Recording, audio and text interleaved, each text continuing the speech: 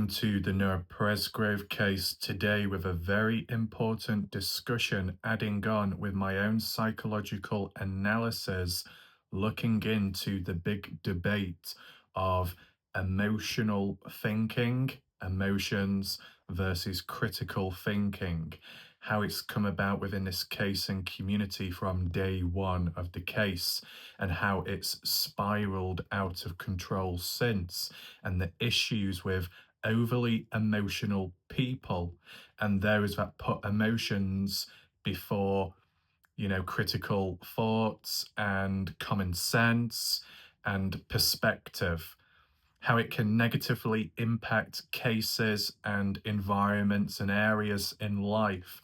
Join me today as we take a deeper look into that.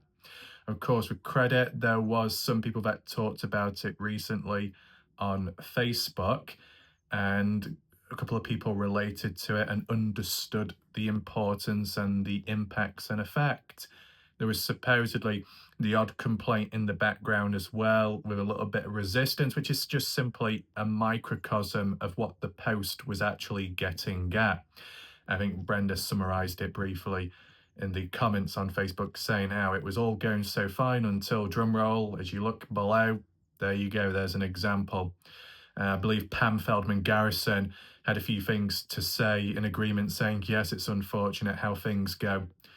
I still don't forget, just based on an observation, that Pam was one of the few people that was pushing it about making a mockery of the case in terms of my coverage. What Pam was saying there and making false claims about me with animals, even though it was a space hopper, an inflatable, inanimate object with a horse face on it, which meant absolutely nothing and it wasn't real. They seemed to believe it was, and made some unusual claims about me, very unusual.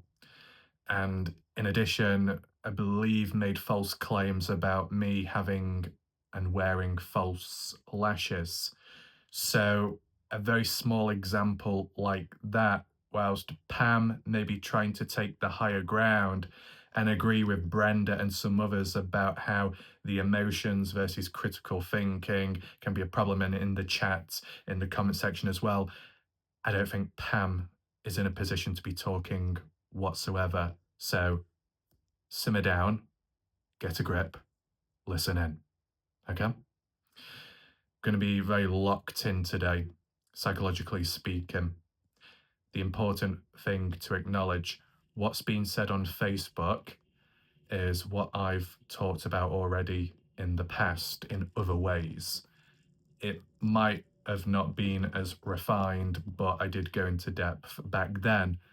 But today, we're really digging deep, highlighting the core values and the differences between the public to other factors with people, how it can impact emotions overriding critical thoughts, the groups and sides, and then the experts and authority, how they would act or how they should, roles and advocates, and even family, victims' family, the victims' friends.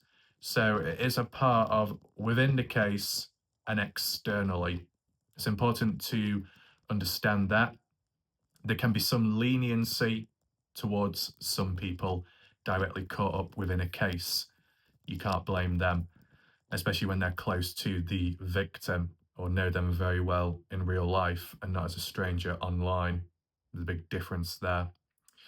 Welcome if you're currently watching this live premiere. Share your thoughts, opinions, reactions in the live chat, right side of the screen. And at any point or time, feel free to drop a comment below under the video. It helps with spreading awareness.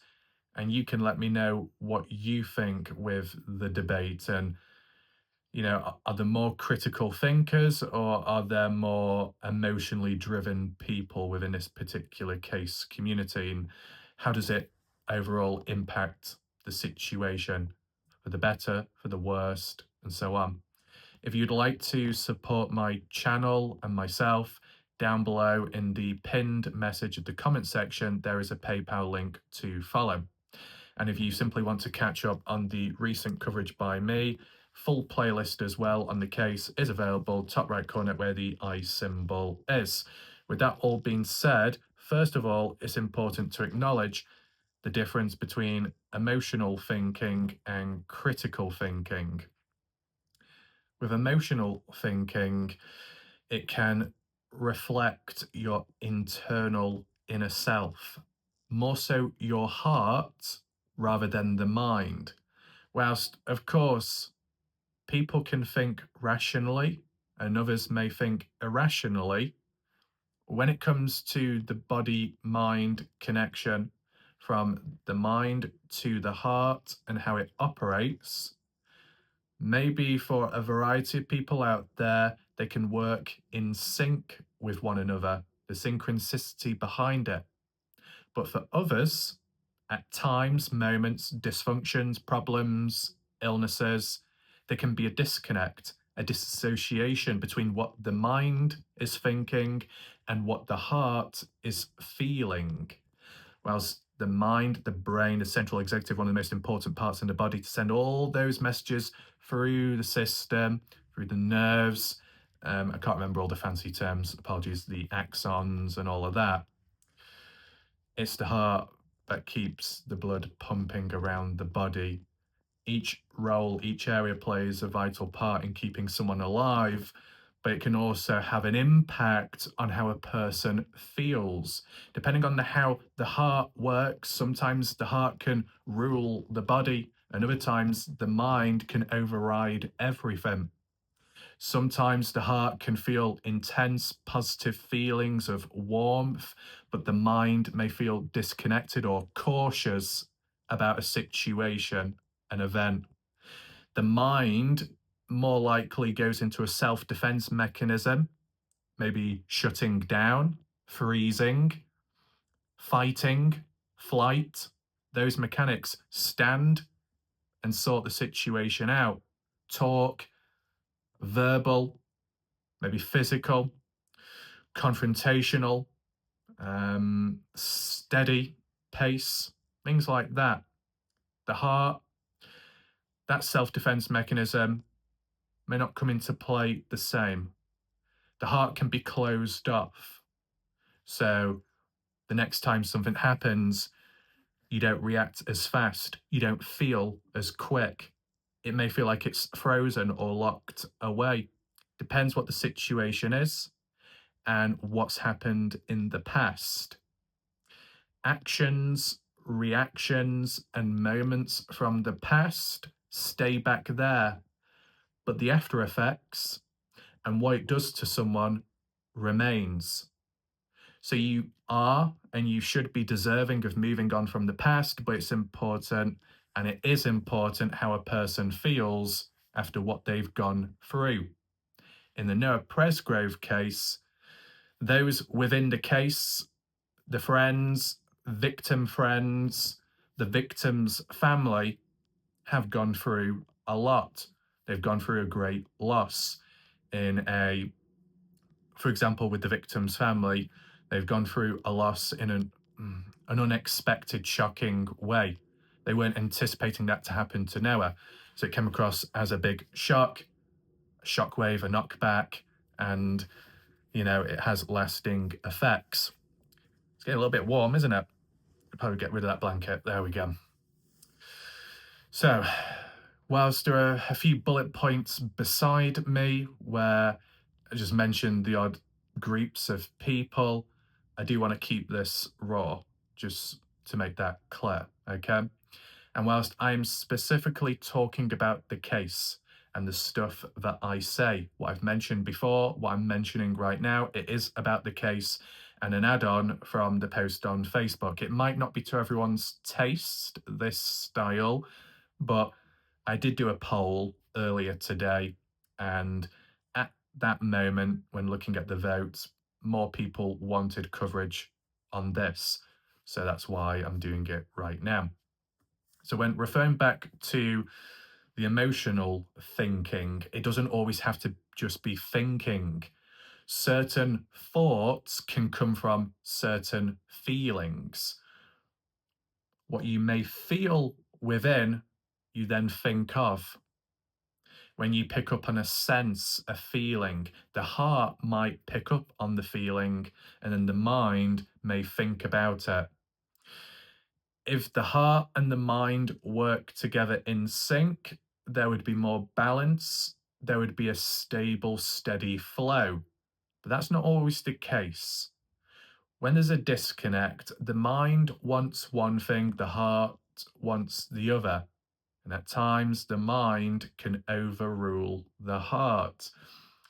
If there is a strong defense mechanism in place where the mind slows or becomes disconnected, or there's a rush of noise, so there's a need to freeze, or there's no choice, it just happens. If it's already happened in the past and it's happened often, or it's just got a historical record of that defense mechanism, it becomes more conditioned and accustomed to that and sees it as the only way of self protection.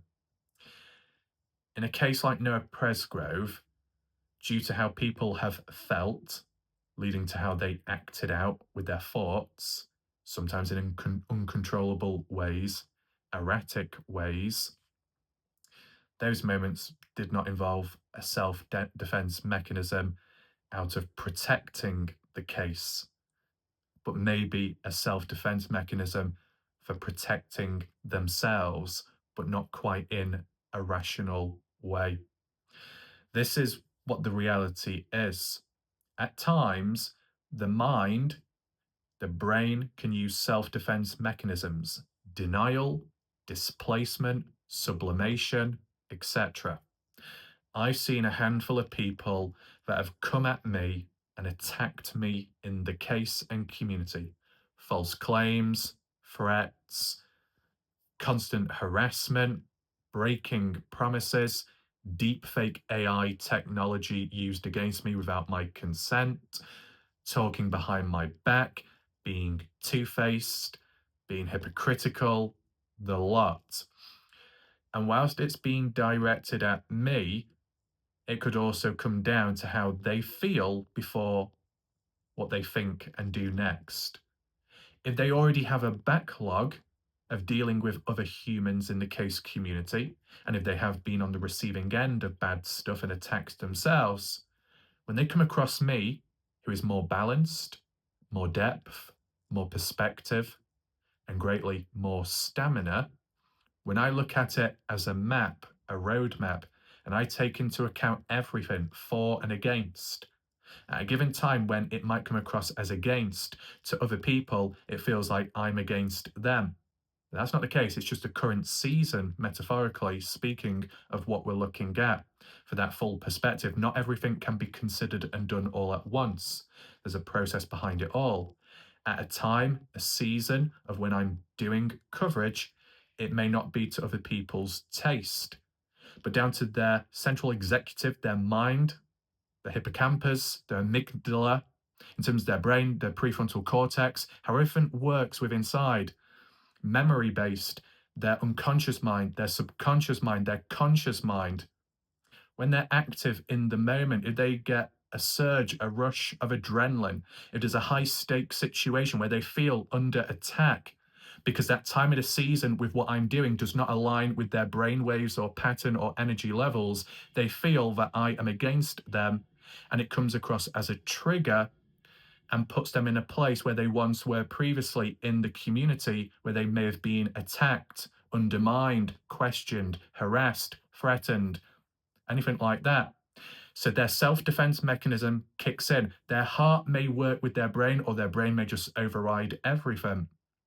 By getting defensive, may not always be a flight mechanic of running away, because the people that have attacked or come after me, that wasn't running or freezing, it was a fight mechanic. Fight or flight. Fight means you stand your ground, whether you're in the right or wrong, and you respond back either verbally or physically or a bit in between. And that's what people have done to me.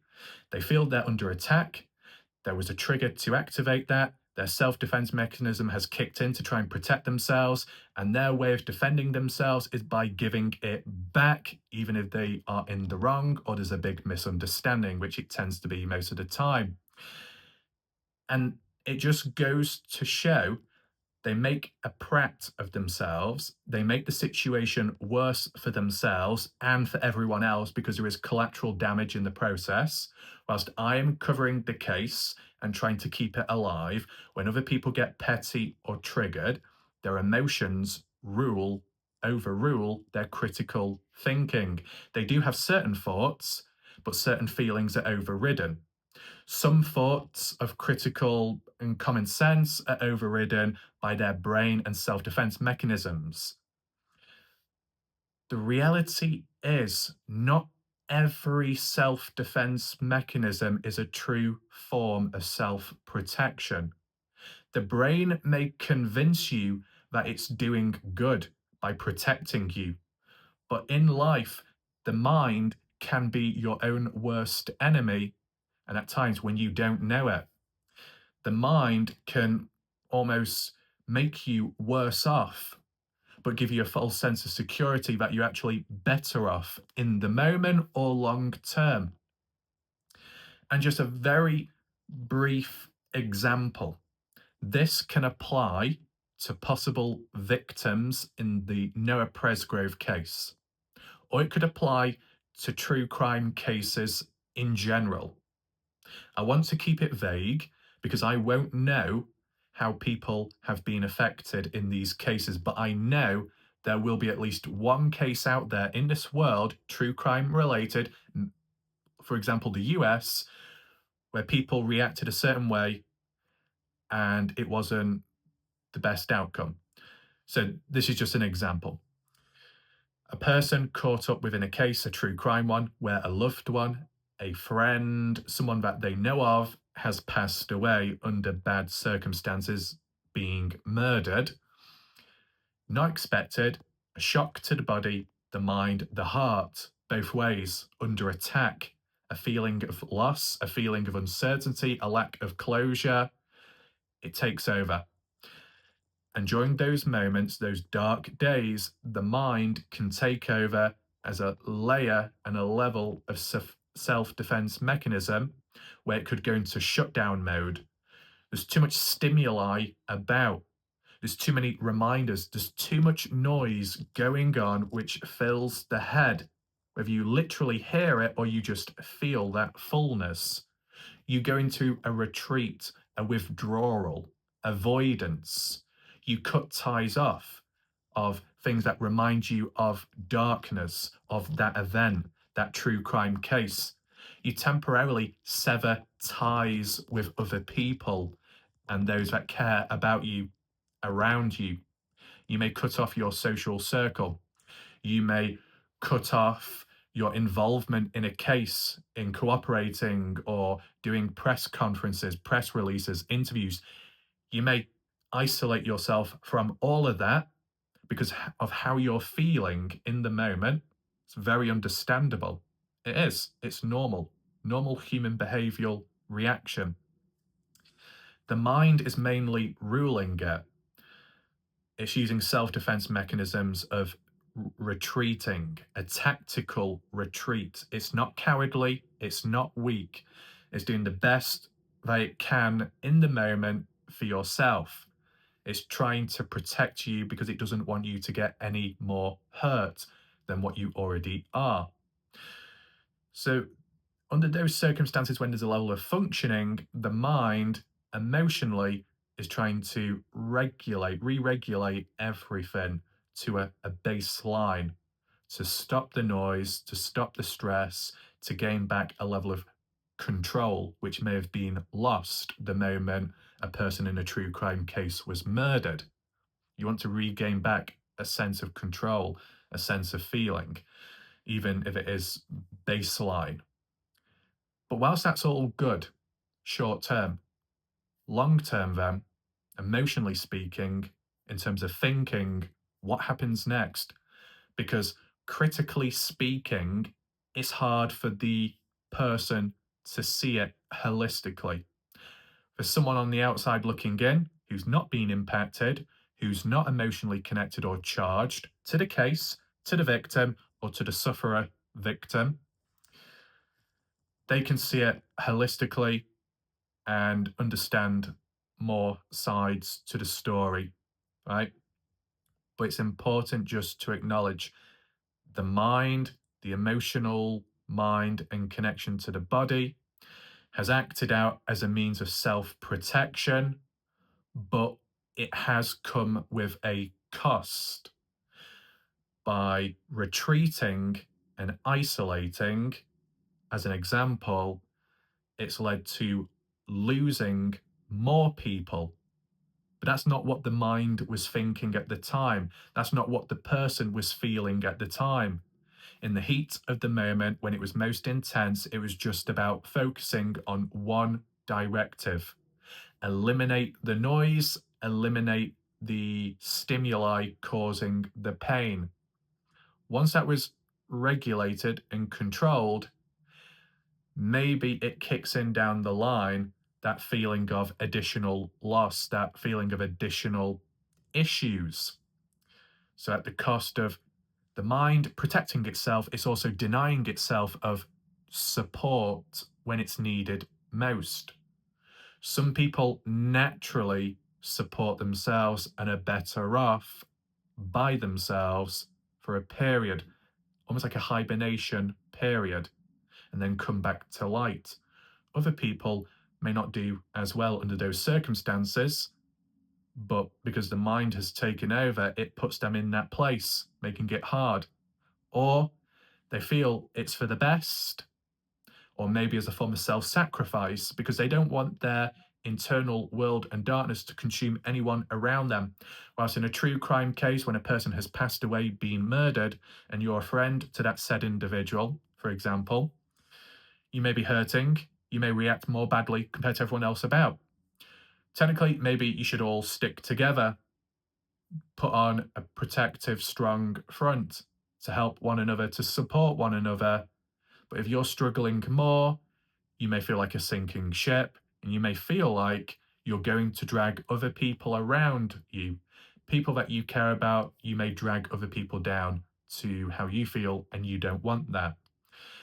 In a person in a position like that, for their mind, whether it be something that they think or just something that they feel, and that feeling translates into invisible words, which kind of reinforces their actions of their self defense mechanism of retreating. And that is to them the most loving thing that they can do, is by severing ties or just temporarily removing themselves from an environment of people because they care and love others far too much more than trying to drag them down.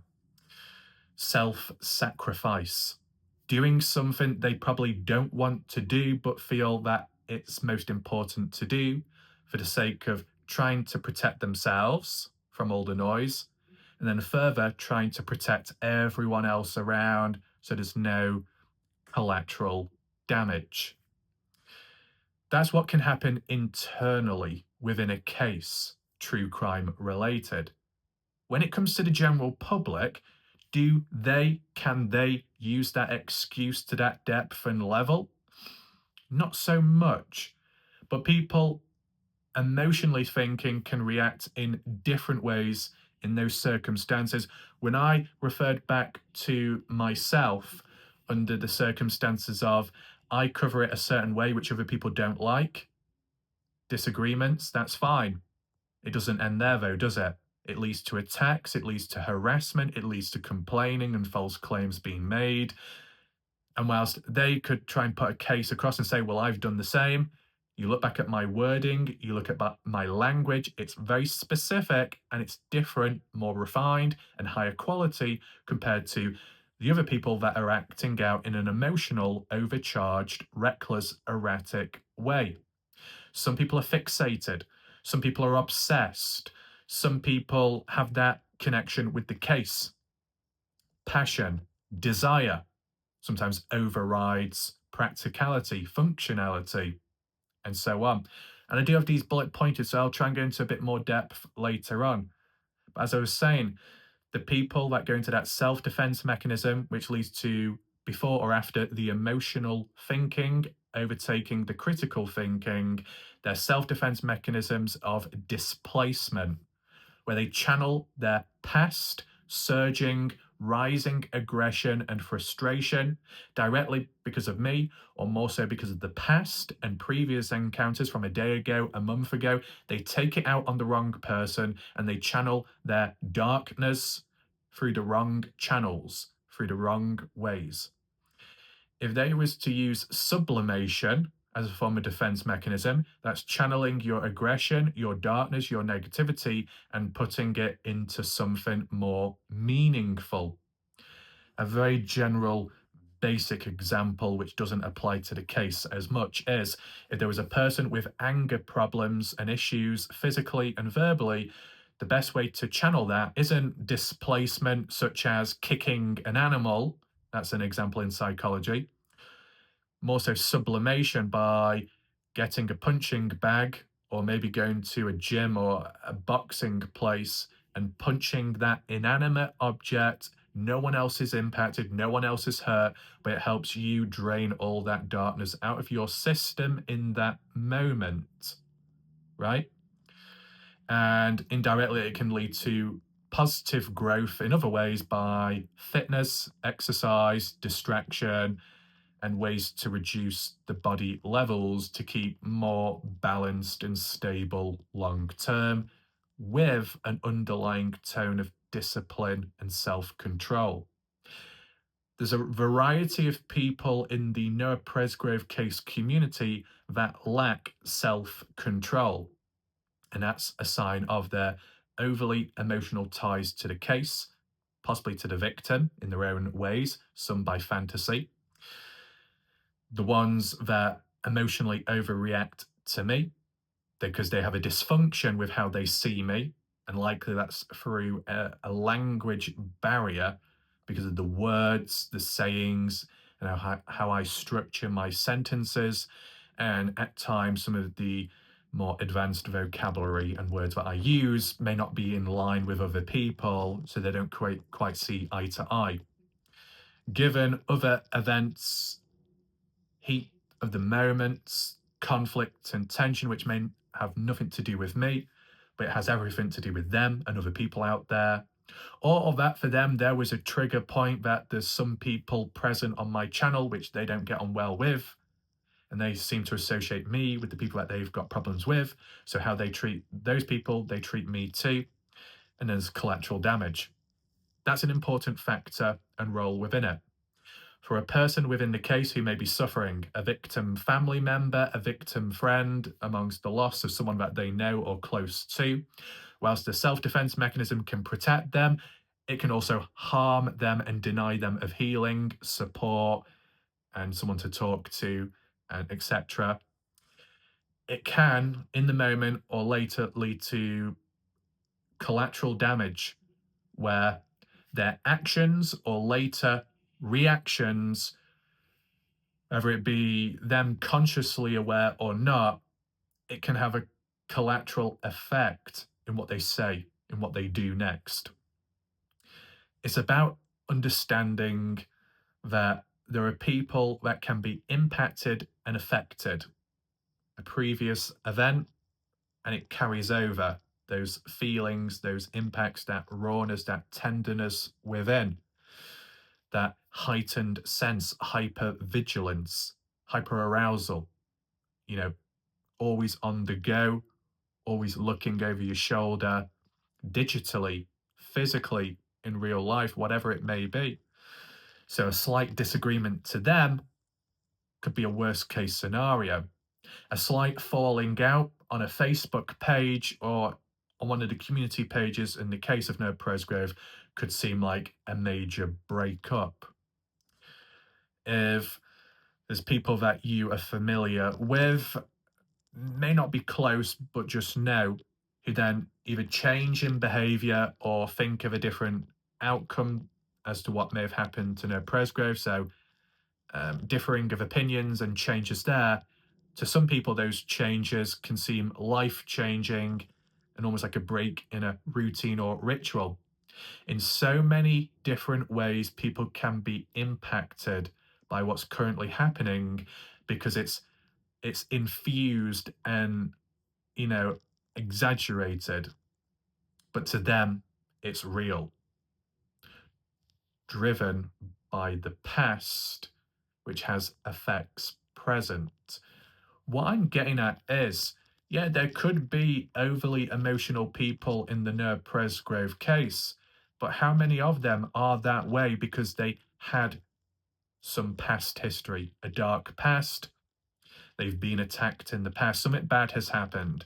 They come into a case like this, they mean well or they care, but then either their past or their new behavioral changes lead to a form of collateral damage. They don't mean what they say, they don't mean what they do always, but it still has an impact.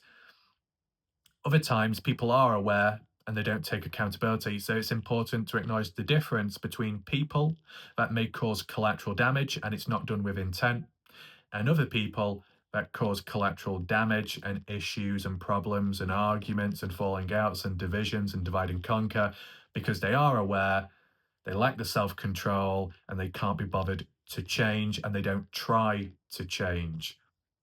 When you're on the outside looking in at someone who is in an unfortunate situation where they did not ask for darkness, they did not ask to be mistreated, but it happened anyway, it's out of their control, just like the darkness that is attached and the effects that follow onwards in the future, the present, when they next step into a case or a community like No Presgrove, how they talk, how they react, how they act, things and words they may say might be misunderstood or misinterpreted, but they don't mean it.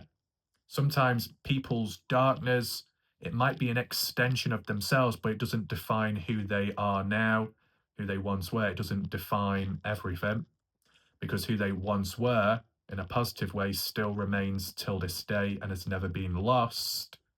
It might feel lost to the individual, but for external people that look closer and deeper into that individual through the eyes, the windows, the optics, or elsewhere, if they sense or feel the touch, the soul, the heart, they can still see the goodness in that person. The one struggling may feel lost, confused, frustrated, angry, may be triggered by the tension and conflict and drama within the No Presgrove case, within previous cases like the Dylan Rounds case or anything else like that. But when you have a person using critical thinking in a non-biased, non-emotional way, they measure both sides, as in what's really going on in the moment, what's really happening to that individual. They can see that darkness, they can see that slight sharpness, that slight hypervigilance, that proactivity, that rush, that sometimes jumping to conclusions, that reflex, that jolt, that cautiousness, that wall, that barrier, a invisible barrier, an internal battle, whatever it may be, and using that critical thinking to apply, well, what's being explored and outwardly expressed, you can only imagine what it's like within. For the person, it's an invisible war and battle which only one will know about and feel and see, and everybody else may not. But once again, and this can be applied by anyone to try and help others or just to ease the tension in the moment so it doesn't impact the case. This isn't all about a person struggling or all the darkness and all that, because on a greater, bigger level, it's all important, but on a bigger level, when we're talking about a true crime case, when emotional thinking and emotionally charged people and others that may be a bit sensitive, how they act and react in a case can harm a case, and that's a big problem, that. So if there's ways to help these people that struggle, in a natural way, of course, for it to work, but then also for the sake of the case, the bigger picture, such as Noah Presgrove. So you see darkness within someone, or they express it themselves, but maybe they truly don't mean it. Their darkness is an extension. The collateral damage coming from them isn't directly because of them, it's more so directly because of the past that has carried on over, the volatility, the toxicity, a form of suffocation in a way. You need to be able to separate darkness and illness from a genuine person deep down within. That person struggling beyond, they're still a good person. There's still that light within them, which they can't see, but others on the outside looking in a rational, strategic way is possible. Of course, if you're able to do that towards a stranger within context, best case scenario, because there is no emotion or connection or tie to that said individual.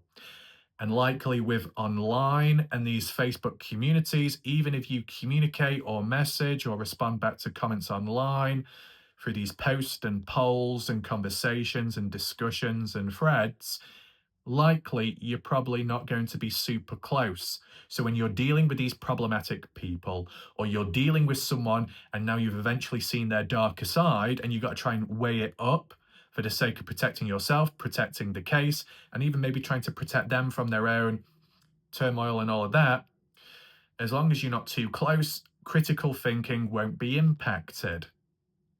If you are close, there can be a conflict of interest. You can help, you can support, you can be more lenient, but is it natural? Maybe not. You will get exceptions. You will get a very small percentage of people on this earth that can disconnect from someone that they know of. So you do it in a more critical way with thinking. See, what I'm talking about here gives the backstory behind why people do emotionally think, and it charges and it hurts a case and a community, and the critical thinking and the perspective and common sense is thrown out the window. There's a backstory behind it, behind these different people. There's a story behind all these people and how they may have changed, adapted, and evolved with time for better or for worse. Are they welcome? Should they be in these cases? You could argue and say, well, if it's harming the case, maybe it's not a good idea. And if they can't control themselves, then maybe someone else needs to step in, and there needs to be a form of intervention within reason. Look, I've covered cases years ago, right? Dylan rounds. There were people that were uncontrollable, going after the victim's family, making false claims, probably, was it suing or court papers towards the victim's family who are just trying to get closure for their deceased son and so on, having to deal with other stuff on top of other stuff. I've seen previous cases where you got people within the case where there might be emotional bias, there might be strong emotional charged behavior verbally and physically by the victim's family or parents because it's their son or daughter that's passed away and the case isn't moving forwards and there's not enough justice, there's no closure, there's a lack of proactivity, there might be a feeling of corruption or incompetence. They have every right to speak out, to shout and scream until something is done. Does it warrant members of the general public doing the same exact thing? Not quite. Not quite on level. It's not a competition, but look, this is the thing. One person's downfall to another individual who wants to emotionally connect or be on the same wavelength and feel the same and react the same sometimes can come across as insulting because a person who isn't impacted the same way is taking on the feelings and the heartbreak and the darkness as to what the true person at hand, the actual victim, is feeling. When that victim, family member, or friend reacts the way they do because of how connected they are to that said person in the case, when a stranger comes along and says, I know what it's like, I'm in the same position as you.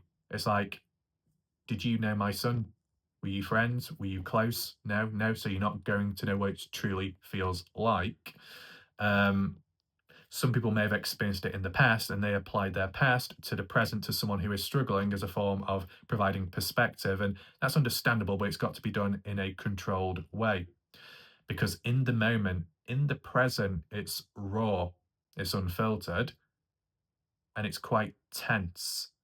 So any slight miscommunication or misunderstanding is going to be 1,000 times worse and harder for them to process. So you've got to go about it gently and carefully. And as we've seen with the Presgrove case community, there's been a handful of people that have charged in like a bull in a china shop, possibly causing a lot of noise, possible misdirection, confusion, tension, at the wrong place, the wrong time, with the wrong people, and it's not done much good. And the bull in china shops think they know better, think they know it all, or think they are on the right pathway, whether the victim's family are in total agreement or not. Someone who's on the outside, who's not directly associated to the case, not directly impacted by the case, but they make it all about themselves whilst claiming to care, whilst claiming to do the right thing and to get justice. In their mind, they've convinced themselves that's what they're doing, but it's overriding and overshadowing the real methods that are going on in the case and what other people at hand, such as the family, the victims, friends, are doing and want. So, a strong urge, an emotional surge within. Maybe sometimes the heart might lie and it convinces the mind and works together to push and to motivate someone in performing and acting and taking action out of a means of care. That's what they may think they're doing truly, but it's actually causing more problems than good. And you could possibly think of examples yourself you could apply in the live chat, the comment section. I'm not, because I think that would be counterproductive to today's video and could cause additional fireworks and not good ones. But you can imagine how a person that's truly impacted, when another person comes along, either acts and feels the same when technically they're not in that position to do so, it can come across as insulting. Other times, when it comes to them comparing something different and trying to relate to that sufferer in the moment, that could come across as insulting in some ways, because it's like you're comparing this to that and it's a night and day difference. It doesn't mean to say one's more important than the other, it's not a competition, but the specificness of it, the details, the backstory, the impacts are different miles apart.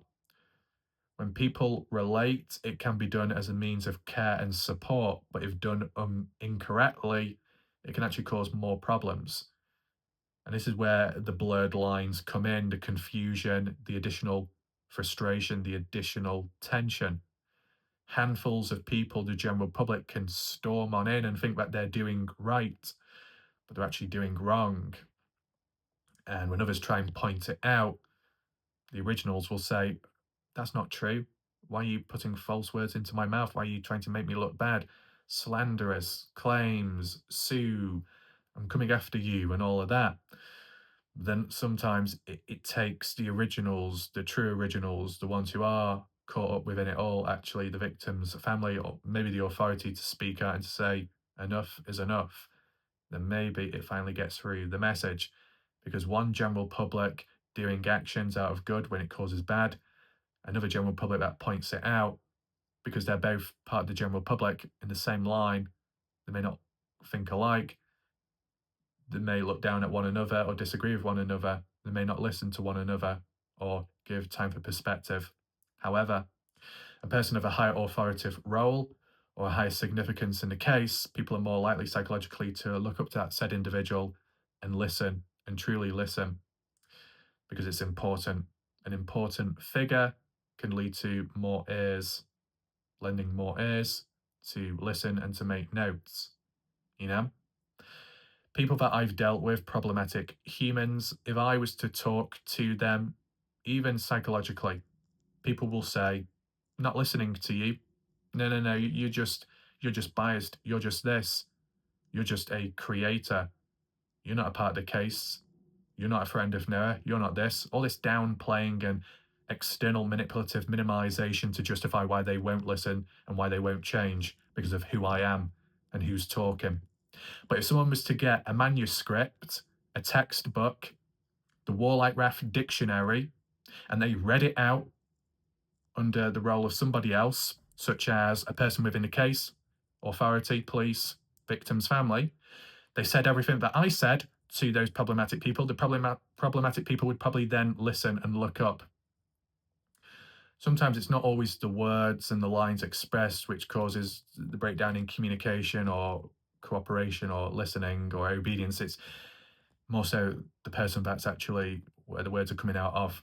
So if people by default don't like you, or people already have made up their mind about you, they're probably not going to listen. Their emotional connection, emotional override has already taken place, which creates almost a bit of biasness, because an emotional connection to a case, an emotional connection or tie to a situation in the community can then rule out the possibilities of full perspective and understanding of the situation. So if they're not willing to listen, then probably not now. If they've already made their minds up, fighting a losing battle. No matter how important my lines and words are, if there is a disconnect already, there's a form of denial, a self-defense mechanism itself, not wanting to listen, not wanting to accept the cold truth, the dark reality, to do with the case, to do with them, their actions, their damage, what they've caused. They're not willing to listen. They don't want to listen because of stubbornness, awkwardness, self-defense mechanisms. You're not going to get anywhere. But if a different person came in saying the same stuff, of a different authoritative role or figure in the case directly, someone that they look up to, they may reconsider and listen under those circumstances and occasions. Psychologically, it's just that influencer effect. What some people have over others, that impact, more so for the right reasons. But there's other times, in other cases, where there have been cults, interlocking, entanglement, traps, triangular strangulation points, and pressure holds, where people mentally felt they were trapped or they couldn't escape, or they just got sucked into the web of lies and deceit, cult like mentalities, brainwashed, indoctrinated, and it went as deep as that in the Dylan Rounds true crime case. External people, members of the general public, creators or consumer viewers, created, in some ways, a big mess in the community that muddied the case and beyond. A tornado effect. Previous drama and conflict, petty falling out of people that may have known one another before a case started, just so happened to drift in the same direction, used the case community as a ground zero point to express their pettiness, their complaints, nothing to do with the case, but made their case all about it, overshadowing the real case at hand, which was Dylan Rounds in that situation. The same can happen with Noah Presgrove. A range of people like to use the line, yeah, well, we can change and we need to refer back to what's most important at hand. Justice for Noah Presgrove, that line is used over and over again like a broken record, right? A broken record isn't always a bad thing. Sometimes it's needed because a broken record means repetition and consistency. But then again, a broken record is more so something that is consistently shit, or something that is consistently wrong or incompetent. A record that goes round and round but not broken is something that's more idealized. It's a symbolism of repetition, a symbolism deeper of security, safety, consistency, frequency, and depth. It's a ritual, it's a routine, and it might be needed for people with time. In a true crime case community where it's so up and down with twists and turns, that in itself isn't consistent, or it's just all over the place, right? It can be triggering in its own right. But then again, if you had a platform, a place, a channel which managed to hold all of that mess in one hand and then use the other hand to, you know, sweep through it and analyze each bit in a controlled, stable way, and even return back in the future, compare, contrast, and just do it in a structured, systematic way, that can break through the darkness. That can break through collateral damage. That consistency, that depth, that frequency, that pitch, that tone can break through a person's internal inner battle as a direct result to a case ongoing or partially because of something previously unresolved with them. There can be a lighthouse, there can be a constant with someone which never does go or change. But when you get changes in other humans, behavioral changes elsewhere, that's where there's an instability. Some that may look up to others, believe or relate or get close as strangers and so on elsewhere on like Facebook, and then feel betrayed or backstabbed afterwards, is going to feel more intensified the closer that they are to those said individuals and the lower the guard that they have towards people. And some that constantly repeat that over and over again without changing or adapting, and then they complain, well, that's kind of self-inflicted there. There needs to be a bit of adaptation. But to others that simply mean well and don't want to cause trouble, and yet somehow they still get screwed over or backstabbed, that is unfortunate. Once again, if you think about it with the emotional thinking and the perspectives behind that, within the case of Noah Presgrove, where guards have lowered, trust has been established, or a false sense of security, it's a dangerous place to be when around the wrong people.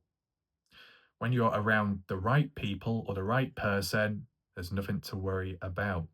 Metaphorically and literally, figuratively speaking, as a symbolism, when a person lowers their guard, they are disarmed by the words of somebody else, they open up.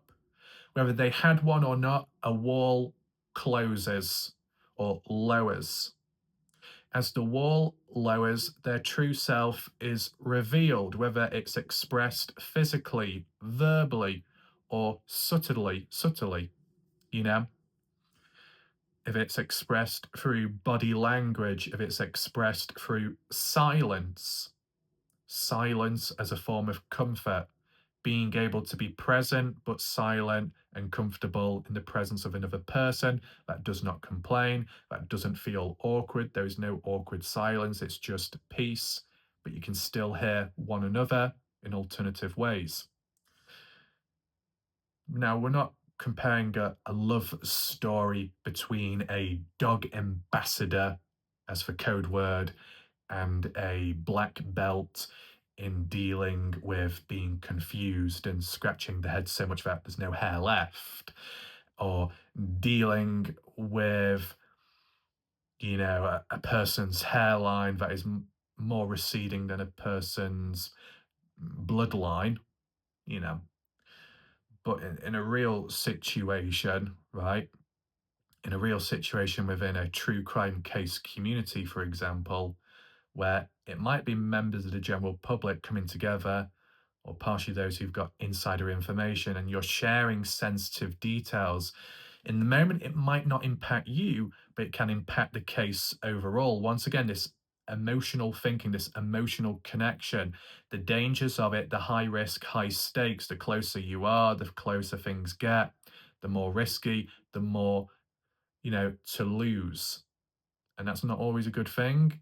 If there's any experience previous, you've been screwed over before, you've been in true crime cases before, and you got backstabbed, the stakes are higher, put it that way.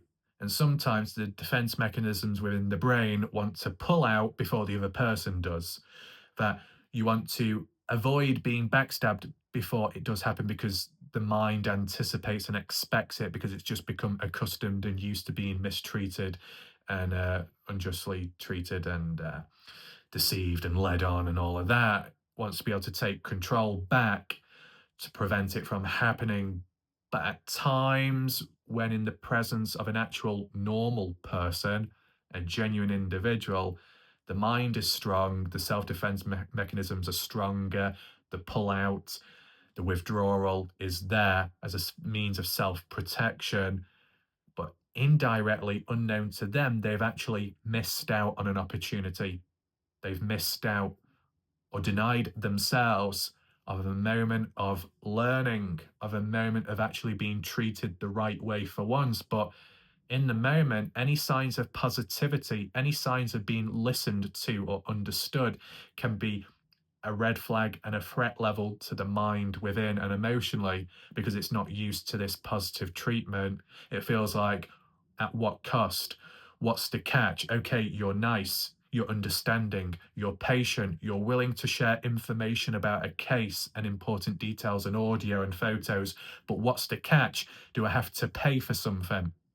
Do I have to keep quiet? Is there some kind of hidden contract behind it all? Is it going to be swept under the rug or just plug pulled afterwards? Is it going to be put onto me and then, like, because of this information that's been passed on, now you become the scapegoat and blamed and um, held at a form of debt in the future? They've done this, they've done that, they've been good to you. Now you owe them emotionally or mentally down the line. If anything's happened in the past, small scale, big scale, the body is going to learn from those previous patterns and expect the same again. But the times of when it isn't that way, and it is actually meant to be, and it's fine and it's safe, the mind doesn't see it like that. The heart might, but the brain takes over. Other times the heart could have seen it or felt it more so, but then it was too late.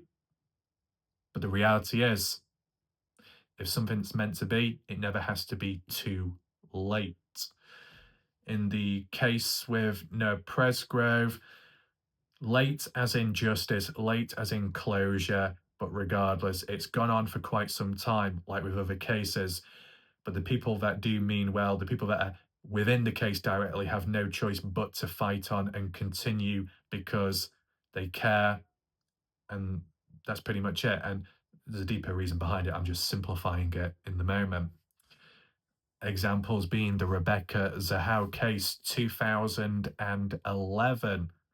That's how far it dates back. Rebecca Zahau found over a balcony with stuff wrapped around. I'm not saying it because of YouTube and the sensitivity about it, but you'll know about it yourself, or if you look online, you'll see it pretty clear. Deemed as self-inflicted, labelled that way, police labelled it that way. Victim's family disagreed and pushed on and fought and fought. Years later, 2015, 2018, 2022, events where it's been to do with court, looking back at the case, opening it back up, just that constant fight. Did it lead to true justice? No. But did it lead to those victim family members stopping or retreating? No, they kept going on. Not every case will be like that. Everyone acts and reacts differently. You can't expect everyone to be the same way. And sometimes that toxic expectation ruins it. From the general public, once again, emotionally, how they think, act, what they expect. When it came to the Noah Presgrove case, the victim's family, what they do in the open, in the light, compared to what they do in the shadows. There could well be movement going on in the background, which the general public can't see or hear. So some of the general public, emotionally, who feel more connected to Noah Presgrove, who feel they're more closer to Noah or know better than other people and even the victim's family, but they push more, they do more, or that's what they claim, and then compare themselves to the victim's family, who are doing it behind the scenes, probably. But the general public don't see that and just think, well, they're not doing enough. We care more. We do more. That's why in the past you had the army page leading up to the 1 year anniversary of Noah Presgrove's death, where some members were claiming that they cared more, they did more for Noah than the victim's family did, the parents, and so on. Obviously, that caused a massive uproar and very tense times towards the wrong people who are struggling, the actual real people in the case, wrong place and the wrong time, with it being the anniversary, the first one, where it's going to be most hardest and it hits the hardest with an anniversary. It's a reminder of what's happened. And the general public, some of which thought that their emotions, their behavior was the right thing to do and overruled any critical thinking or common sense that maybe it's not the best time to be saying all that. Maybe it's not the best thing to be saying in general, but people thought, I know best, so I'll say it. And all it did was just cause more problems, more division, and trouble. That's an example of overly emotional people, regardless of gender and age. If people want to be twats, they will be twats. And when I come across twats, I will I will treat them like twats. Okay? Apologies, YouTube, for using all those words back to back. Don't punish me. Right? So, that's just the public. That's the surface layer. And I've probably not covered everything personally. But when referring back to self-defense mechanisms, for better or for worse, amongst the innocent people in which darkness has been latched onto them when they never asked for it and things were out of their control from the past and followed over since, they don't deserve to struggle. They don't deserve to in silence. Whilst their mind, you have to respect the person's mind for what they think is best. Retreating, freezing, self-protection is about having that balance, as in they are still deserving of being supported, even if they don't feel deserving of it, or they don't feel or consider it in the first place because they're not used to it. It has to be eased in slowly, more so as a suggestion and reassurance, not a demand, not an order, but a suggestion, something to consider down the line. It is important to acknowledge, though, one last thing before we move on, is when it comes to people's reactions emotionally, whether they stand and fight or more so flight, run away temporarily, or maybe longer term, during that hibernation, they may be okay, or things are just a tiny bit better, but then they may experience other difficulties. They may even feel, and they don't, they shouldn't have to, but it can happen. They may suddenly feel an overwhelming feeling of shame or guilt for their actions, for them pulling away, retreating to protect themselves, and for the sake of protecting the people that they care about most, so their darkness does not consume anyone around. They're acting out in a selfless way, as in they kind of hurt themselves metaphorically before they hurt anyone else. But then that layer and that feeling, that consideration, when there's more time to think down the line, that perspective, that self reflection, that introspection of, did I do the right thing? Maybe I did, but at what cost? Has it denied me of connection? Has it denied me of support networks? Has it denied me, or has it denied other people of things? What have my actions done as a consequence to how other people feel around? It can lead to rational but also irrational thinking and self-blame. So if one was already struggling, added layers to that, which is very unfortunate, especially in a true crime case, a community where there's a lot of people present, and the more known you are, the greater, or the feeling of a greater debt that needs to be paid back, but it's unpayable because it's exceeded a limit which is unreachable. And it's not a physical debt, it can be an emotional debt which takes an emotional toll on that said person. They felt that isolating themselves, or other means of pushing people away, fight or flight, still leading to the same outcome, and thinking possible regret. How would a person overcome that feeling of shame and guilt? The longer things go on for, the harder it is, or at least it feels like the harder it is to pull oneself out of that. It's like stuck in mud or a swamp. That feeling of sinking, and that point of no return, or at least that's how it appears like. Well, it's very understandable for a person to think and feel that way when there's a lot going on and there's a lot to juggle. It's a very difficult time. And if there's other stuff going on, and if let's say they were dealing with other cases, or they are a part of the case directly, there's a lot going on. There's a lot of connections, a lot of people about. And then the closer connections, if they've been impacted in some way, or there's been defense mechanisms there. Everybody acts and reacts differently and treats situations differently. But in terms of how each person feels differently, they're all still important. So, more so for an outsider looking in, to be able to provide a lifeline, a buoy, is it Buey? An, an inflatable which stops them from drowning, metaphorically. How would that even be applied? In a true crime case, to prevent any further loss, to prevent any further divide, to prevent any further drama, how do you offer a lifeline to someone without it being overpowering, without it taking over too much? It has to come down to a form of communication from both parties.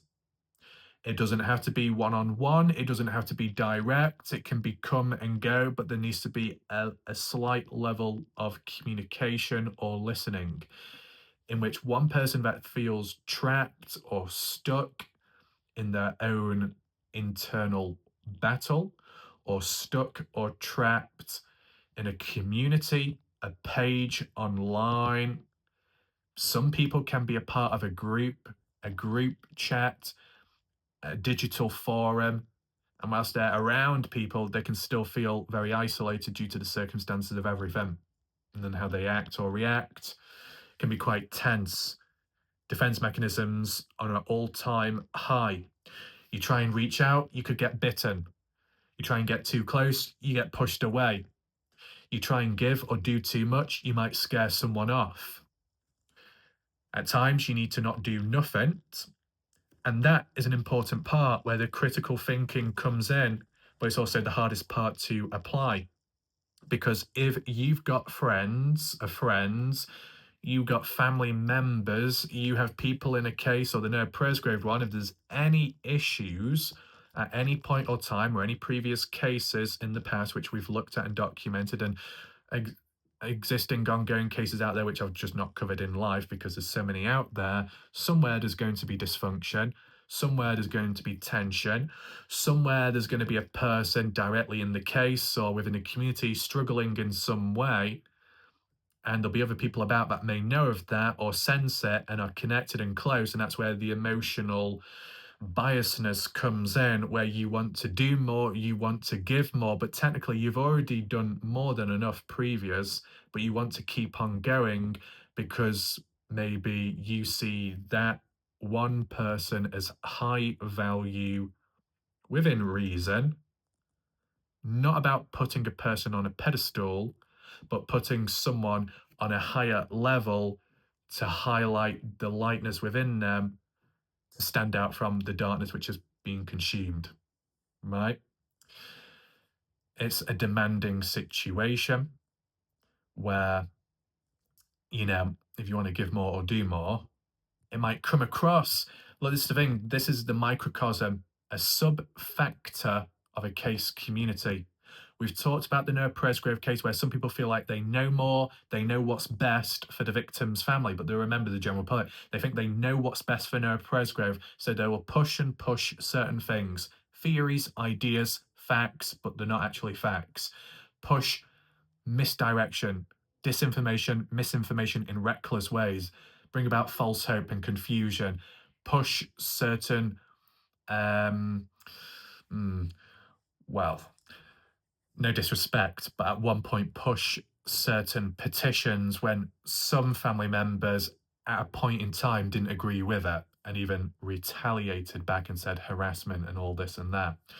Other family members agreed with it though, but I'm just using it as a brief example. What I'm saying is, in the Noah Presgrove case, on a bigger big, important scale, people in other ways have pushed and pushed when others have told them not to. Authoritative figures like police or some of the victim family members, and it's been disrespected and not listened to. That's problematic. Overly emotional behavior outruling what the critical thinkers are saying and suggesting, that's a problem. Emotional thinking can be more strong and more powerful than critical thinking because emotions are at play, overriding everything else, but it doesn't mean that you're right or better off or more correct than someone else.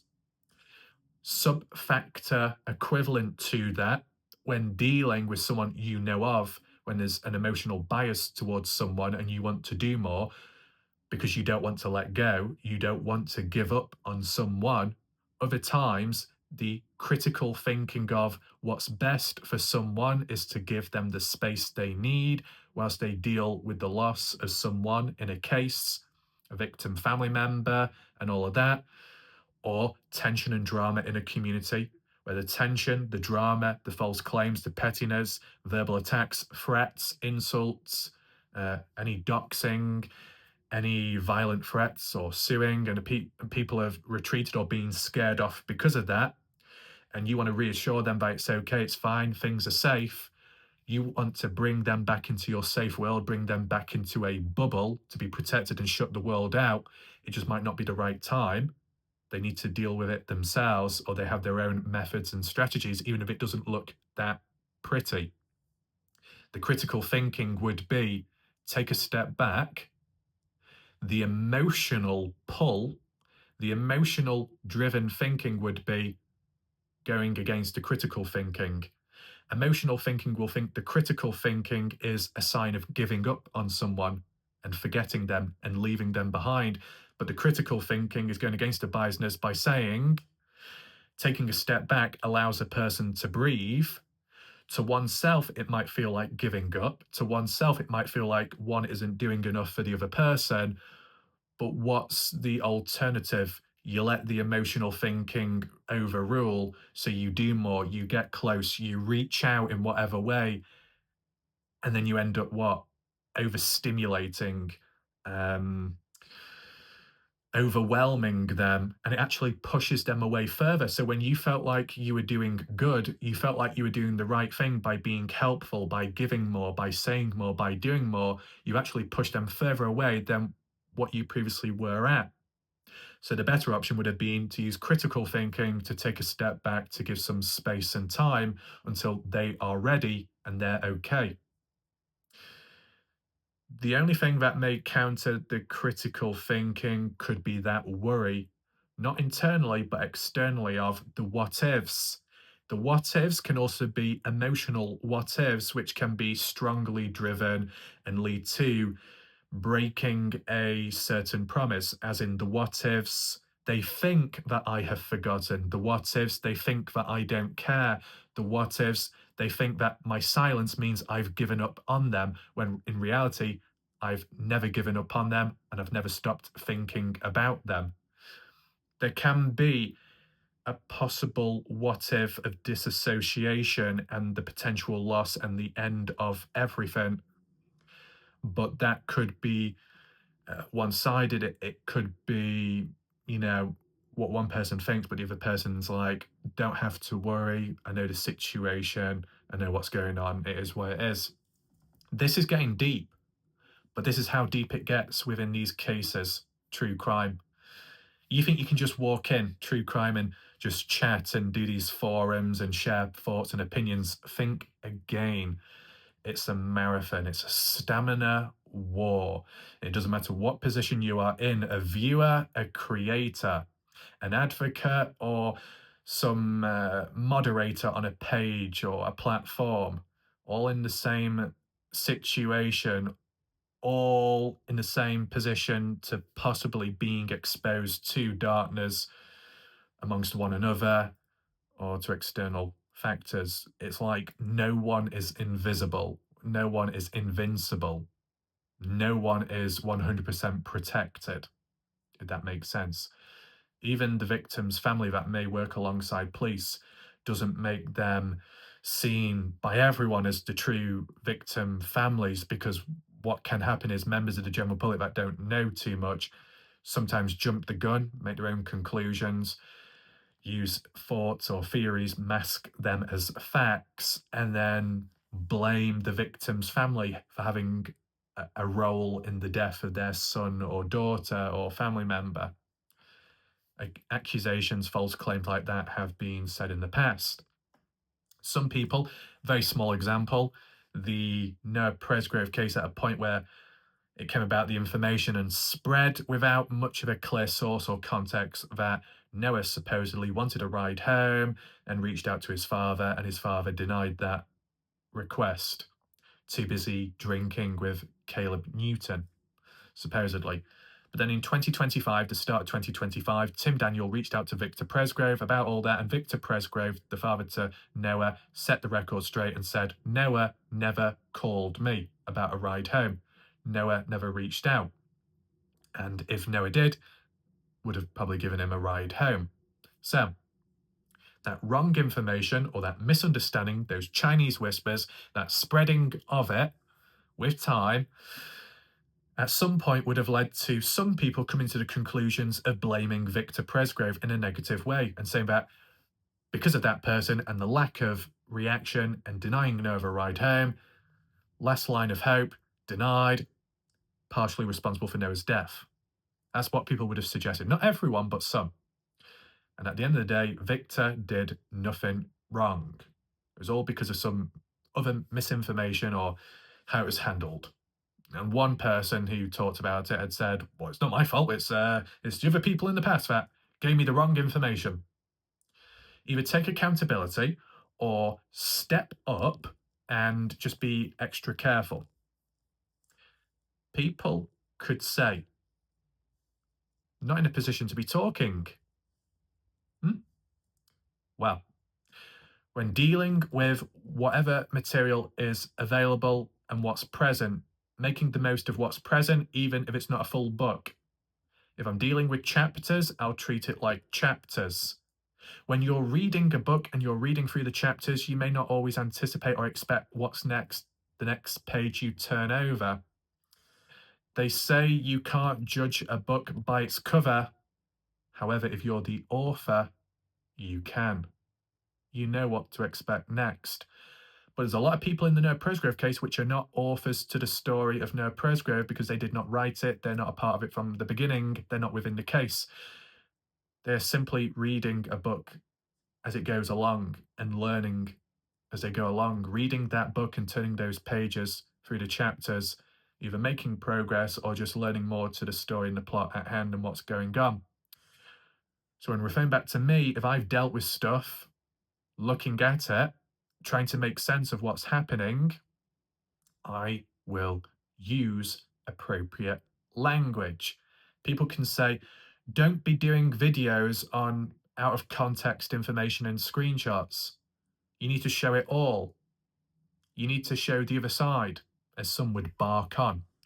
Well, firstly, my response is, how the hell am I supposed to do that when I'm only given part of the story? And if you feel so strongly about it, use common sense for once. Use strategical critical thinking that if you believe that I'm only covering half a story, look back to the original source as to who was giving it out in the first place. And if you feel that, oh, well, they did that intentionally towards you, Ref, so it tells the wrong story or half of the story to make me look bad, well, then why don't you step up and provide the other side to complete that book, to complete that chapter? It's not that hard. There's only so much that I have to work with. I think what some people should take in mind for once, instead of the tunnel vision toxicity, is I might be given out of context, one-sided material, but it's how I react to it and how I treat it. And I'm just going to give you one example, and it's not a direct example, but it's just one that I can think of. And just to make this very clear, so there's no misunderstanding, I think there was one viewer called Robbie Taylor. I've got no problems with Robbie Taylor. Just based on my own individual experience, it's all been positive. So shout out to Robbie Taylor for their presence on this channel, their support on the channel. and their patience and understanding. But in the earlier days, there was a time where Robbie Taylor may have suggested a video idea in the comment section, and it was an important one. So that's something that I took on board and considered. And they gave their ideas, their thoughts about it. And I was like, okay, I understand. But when I do it, I want to do it in a balanced way and in a more fulfilling, holistic way. And when I did what I did, and I, expressed and showed it, I remember Robbie Taylor saying, yeah, that's fair. You cover the perspective of what I'm suggesting or what other people think, but then you're also taking on board what the rest may see. And yourself, you have provided it in probably a more constructive, balanced way than what I could possibly do. So I took that as a positive. It goes to show that some who see the so called dark side as all evil and dark, it's not always quite like that, because I was able to cover suggestions and viewer requests and ideas and videos to highlight what they're getting at and what they're thinking, but not for the video to just be all about that. I still considered how I normally do stuff consistently, more fulfilled, more open, not biased, not one sided, not tunnel vision, still looking at it from the other sides, for and against. The ones that complain and moan, that say, oh, you're covering it one way and it's one sided and it's out of context, I think those people need to reflect back and understand that I think I've done quite a good job at maybe at times dealing with one sided or limited material and still having that mental capacity to include the what ifs and the for and against arguments and not to just dive in one way, even at times when it could be a sensitive matter. And I use the word supposedly, allegedly, what could have happened, what supposedly happened. It shows I'm not in 1,000% agreement. It still shows a level of consideration for other things. Consideration for other things which may have not come about yet or been shared by the same set of individuals that complain about it being one sided but can't get off their arse to share their side of the story. Okay? So there's still a way around it. But when people have that emotionally driven behavior and perspective and that tunnel vision mindset, they only look at it through a single lens, one way, and not from the other side. So to them, everything is magnified and the amplitude of it is increased, the magnitude of it, right? And to them, it's more powerful, it's more loud, it's more noisy, but deafening and drowns out the other true perspectives and the naturalness of it. They're consumed by darkness, they're consumed by an expectation, an external reality, which isn't really true in general reality. But to them, they treat it as it is, or it becomes their norm, their reality. An internal fantasy, an internal irrational thought eventually convinces themselves that that is reality. That's a dangerous place. But that's how some people are. Well, that's what some people have become in the case in the community. It's problematic. But just to refer back to Robbie Taylor, in short, basically, they had their thoughts on something, their opinions, and I took that on board. And I simply provided my other opinions and perspectives, and they thought, yeah, actually, that turned out better than what I thought. Not that they thought of it being negative in the first place, but as for the perspectives, I provided more depth, which they may have not considered in that moment, just like how other times I may have not considered depth, but then people watching right now have provided it in the comment section with an additional comment or a question, and it's like, oh, I didn't think of that. So it's not one-sided, it's both ways. Times I see stuff other people don't, other times people see stuff I don't. And as long as people can share that back and forth, that's good. But of course, there's other people out there that are quite hopeful or just hoped or wished that everybody could come together and it would be just fine and perfect. It's an ideal or an emotional hope or dream which just isn't realistic. But not everybody has to come together, just that when there is possible division or this tension, just to keep distance and keep it as that, right? Some people could say, well, yeah, some people could say, why do you keep bringing my name up in videos? Well, as I said, when a person inserts themselves into a case, they become a part of the case. So it needs to be looked at. When a person acts out within a case or community, it needs to be documented and archived for either research purposes or to learn from the past so it doesn't happen again, or to deal with the past happening again and to know what to expect next. It's not that hard, but obviously the people that are part of the problem to begin with won't see it that way because they don't want to take accountability in those circumstances. Of course, we've seen levels of entitlement, demanding answers from questions when they may not be in a position to be asking those questions to begin with. And some people that push on, who think they know best and need to get the answers with their questions, they act and behave like a private investigator without actually being a proper licensed private investigator. It's interesting. Now, not every action requires a certificate or what's written down on paper. But at times when dealing with very sensitive topics or areas or people where there needs to be a true sense of trust and belief in what's being done is for the right reasons, there might need to be paper documents or some kind of accreditation to show that what's being done is genuine and real and can be trusted and allowed within a case, especially if there's legal issues and stuff at hand. You don't want it to overlap or get in the way. You don't want a fake person to show up, right?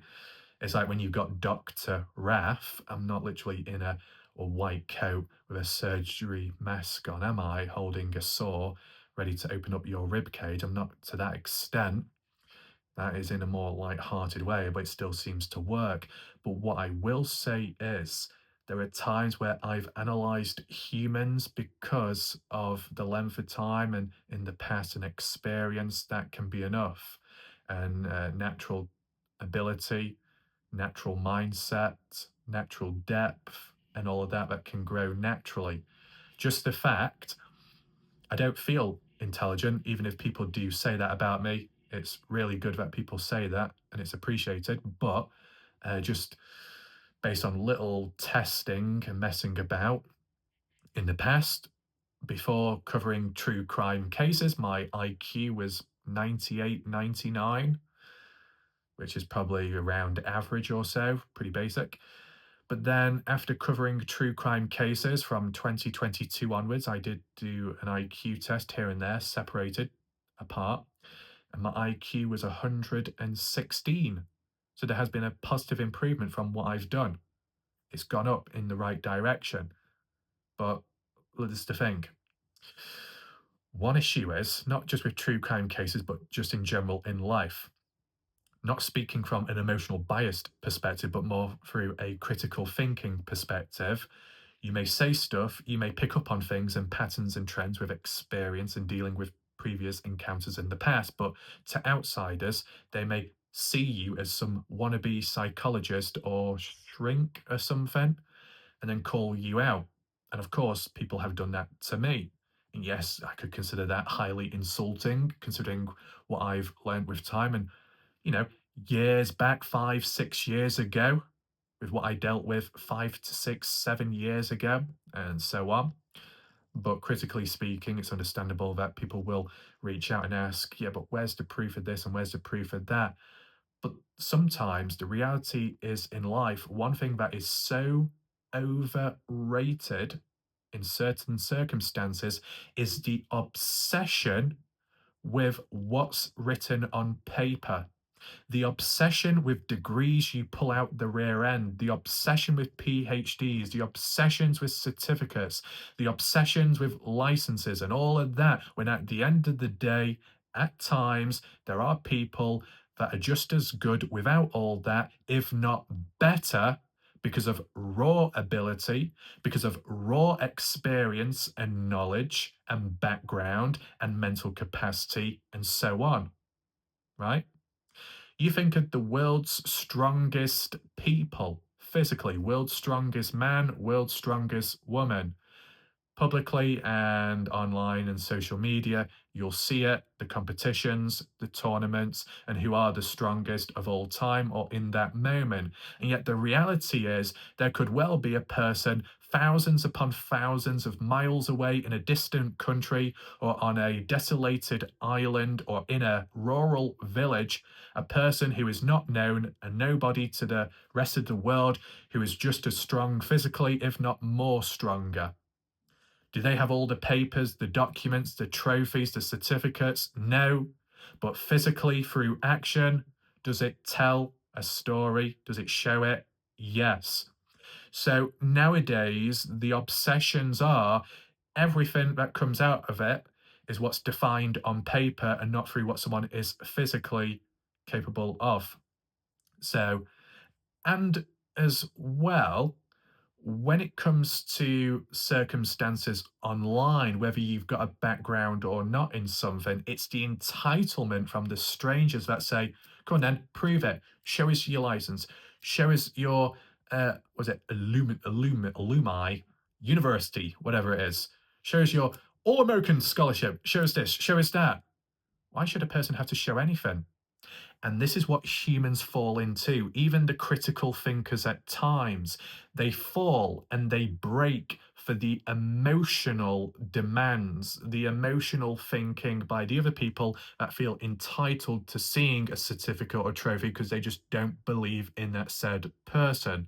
That said person who might actually be genuine, who might actually be intelligent, who might actually be successful, that person who might actually have all the certificates and everything possible, even though they're a critical thinker and in the right way, in some of those moments they break. Even the critical thinkers can break and fall, a downfall, and falling into the trap of what an emotional thinker wants you to do.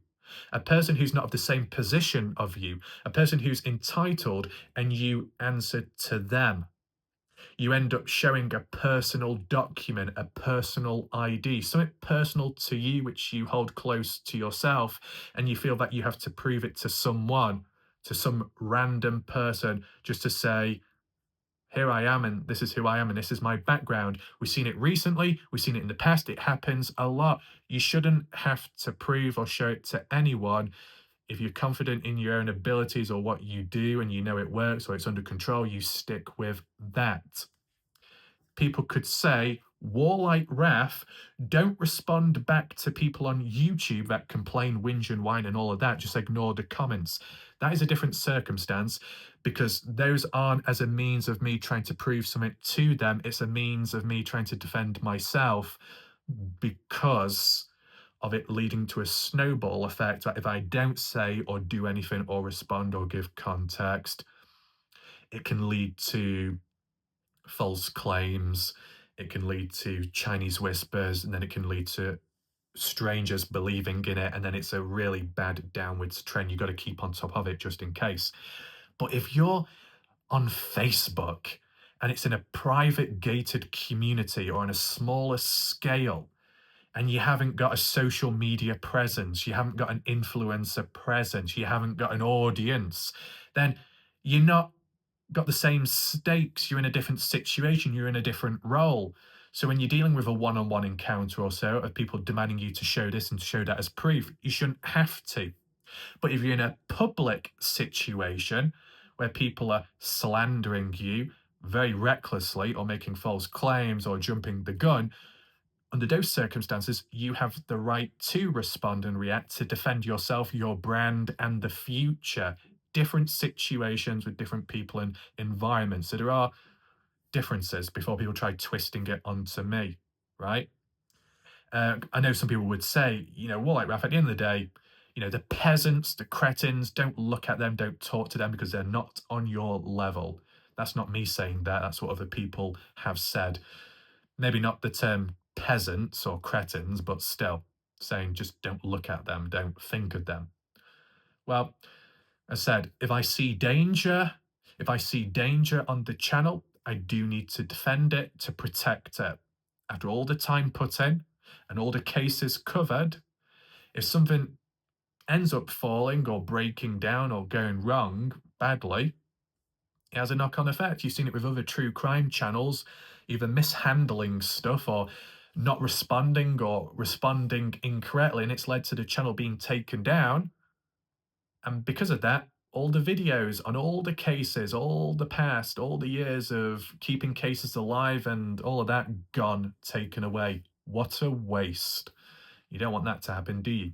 So, when it comes to the general public, there is a push pull dynamic between emotional thinkers and critical thinkers. But at times, even critical thinkers can have downfall moments because no one is perfect. But let me make one thing very clear. I don't participate on Facebook, do posts, do comments, and all of that, right? I do YouTube because it's a platform I'm more familiar with, and I have my own channel to do what I do. It's like the headquarters. So I'm away from all of the other stuff elsewhere, but invaders can come on over at times.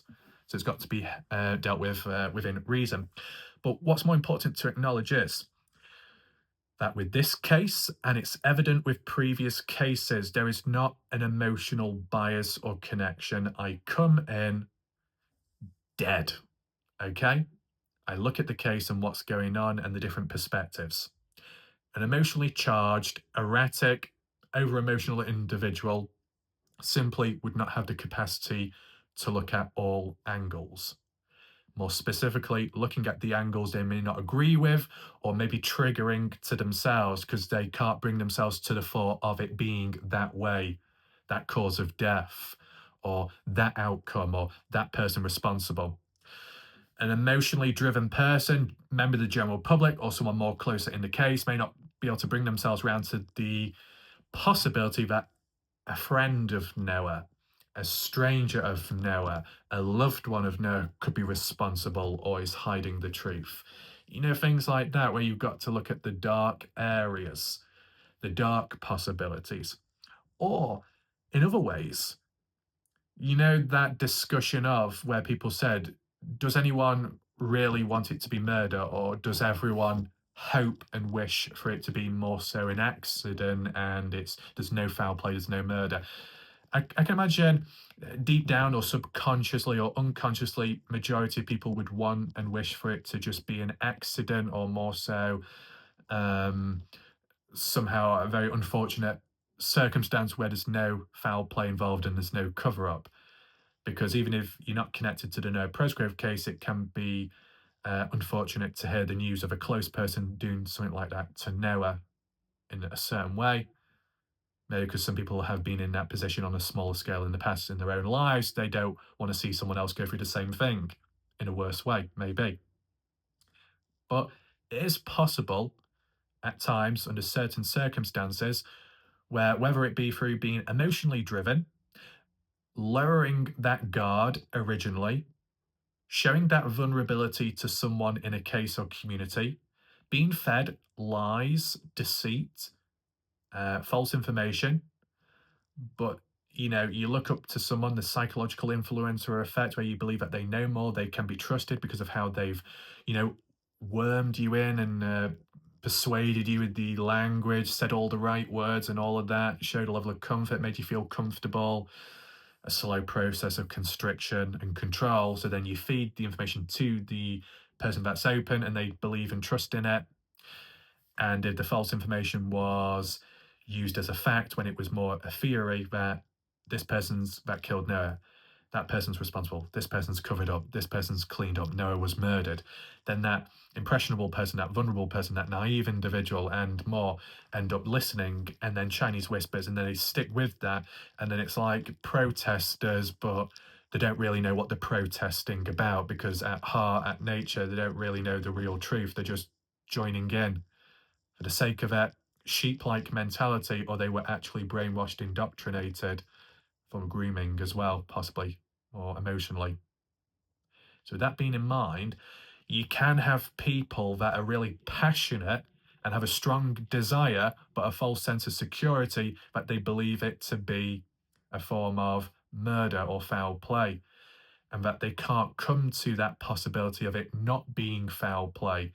deep down within, probably from the beginning, they wished and hoped that it wasn't murder or foul play. But they're so far gone now, emotionally thinking, and so invested in a lie, which they believe it to be the truth, that if they tried considering any other possibility, it feels like going down a long rabbit hole, seeing and feeling that deceit, that reality, that realization you've been lied to all this time, you've been manipulated.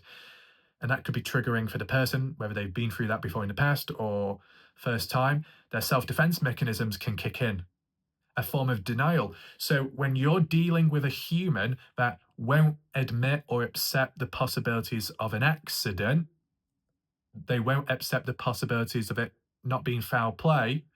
Instead of you thinking, oh, they're delusional, they're an idiot, they're useless, or they're being paid off, you consider the possibility that maybe deep down they do understand and they do consider, but their way of showing them listening to you is by pushing you away and showing denial, showing resistance.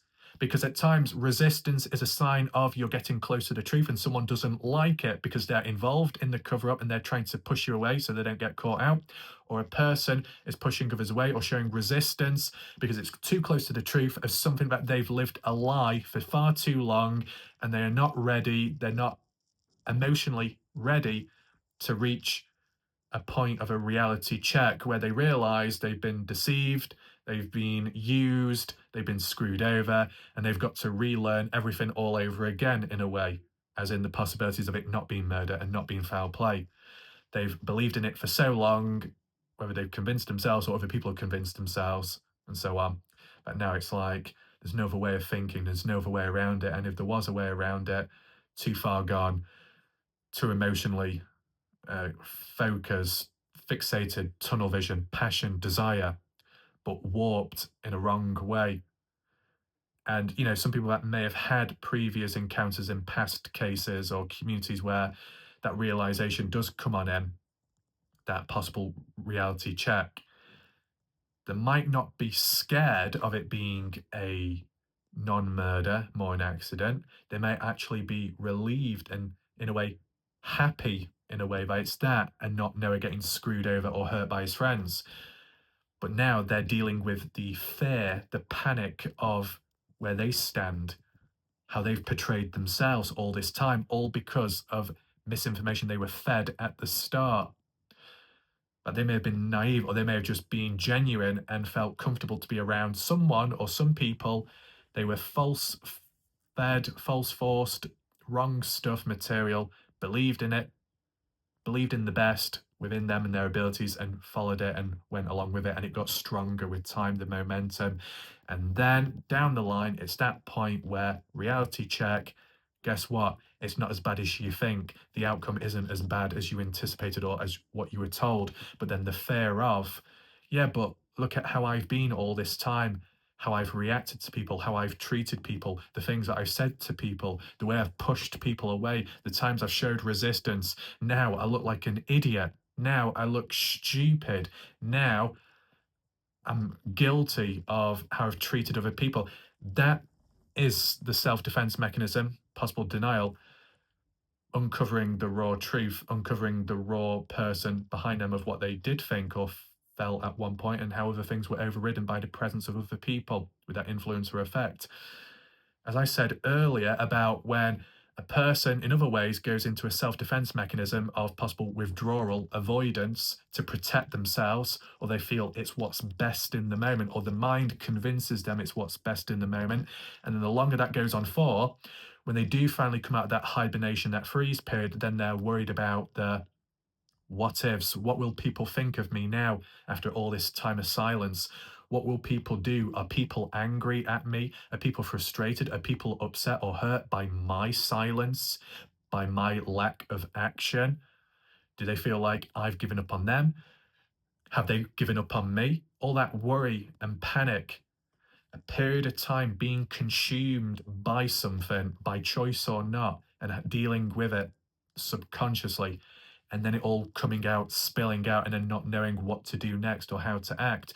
So that kind of translates over to when you have been manipulated, you have changed in behavior, you may have mistreated people, you may have had a bit of a toxicity or a sharpness to your voice. You may have been rude to people. You may have called people out. You may have been insulting. You may have shown resistance. You may have been ignorant. You may have not considered other possibilities. You may have shown tunnel vision behavior. You may have become biased, but you don't even see that within yourself.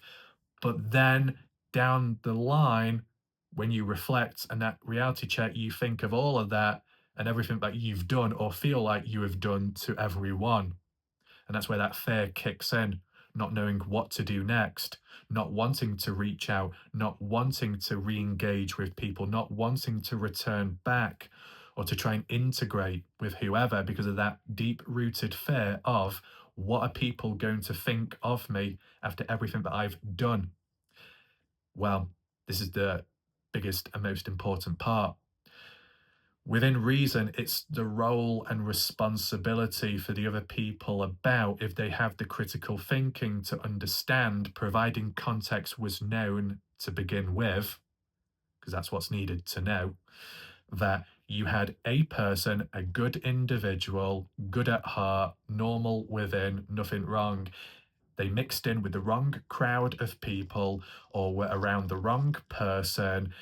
That wrong, bad person or people were nice and kind and all that to welcome that individual in, to lasso them, to drag them in closer, and then to entrap them physically and more so mentally, to feed them lies, to feed them confusion, and all of that to the point where even additional force is used where it makes if they're resilient as well to begin with, question and doubt themselves, sometimes maybe coercive control and behavior, doubting them, gaslighting, right? And all of that, trying to make the person doubt themselves and re-question everything, and then almost do like a reconstruction, reprogram the manuscript within that person's own internal body, their body clock, their mindset, rewiring someone else to create a clone of yourself.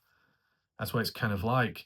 And if a person is lowering their guard or wall, the more susceptible to the presence of darkness taking advantage of that, then they change with time, but not by choice, not by heart. They change with external unnatural control, and they become like an army member. And I don't mean that as a reference to no Presgrove army. I just mean army as in clones of someone. Someone wants others to think alike, but not naturally. So there's unnatural persuasion and force in that sense, psychologically, and gaslighting. So then one person changes and becomes a different person, no longer a reflection of who they once were, or at least that's how it comes across as. And down the line, that continues on and on and on, eventually to the point where they lose a sense of themselves. And then when they do finally gain back that sense of themselves or refine themselves, or they wake up somehow, or they manage to pull themselves out, or someone pulls them out, they think, oh shit, after all that time, the length of time, everything that's happened, is there any coming back from this? Well, after everything that's been described, this process of how it started and how it ended, if a critical thinker on the outside can see that and has that context, the best thing to do is just remind that person that it is okay. You don't need to worry. It's fine. And if the other person said, yeah, but look at what I've done, look at the damage I've caused, supposedly to them in their mind, another way of looking at it, and it's not about downplaying your own shortcomings or your own troubles, because you might be impacted in some way. You should be able to share that at a point in time within reason. You shouldn't have to suffer in silence yourself on the other end. But what's important to acknowledge is find a middle ground. What one person has done, what another person has done, how one person reacted, how another person acted, it's okay. It's not the end of the world. It is okay.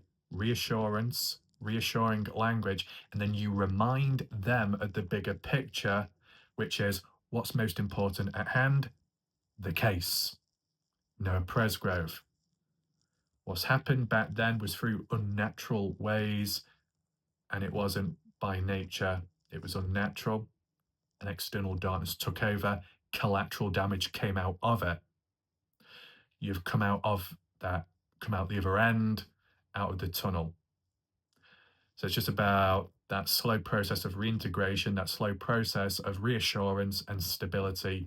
When they need it most, after coming out, they will feel metaphorically naked and visible all of a sudden, more emotionally sensitive as to what people could be thinking around. And after everything that's happened, um, there might be some exceptions with time, right? I mean, an example of an exception would be if you had an impressionable, vulnerable person that somehow got radicalized or brainwashed by ISIS, uh, flew over to Syria, wore the clothes, participated in beheadings and did all that, and then came back and then expected to be welcomed back.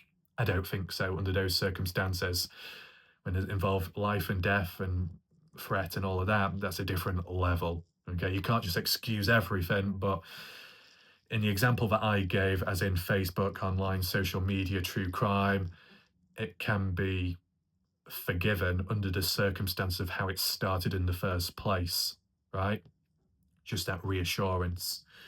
And it's like in other situations of a person within a case, a victim family, friend, or something like that, or just in general, where a person has distanced themselves, gone a bit quiet, but it's gone on too long, and now they're not sure how to return back. You know, what's going to happen?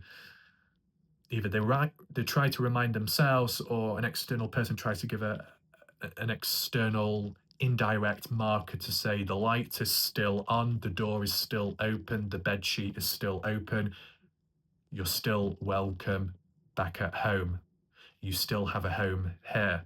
It's not too late. It's never too late. If something's meant to be, it's meant to be. That's it. But done in like a form of a symbolism, or in a not a full-on forceful way. So you can use critical thinking there, right? I'm just giving you different examples, and I'm giving you solutions to the problems as well if you want to apply them at any point or time, any point, okay?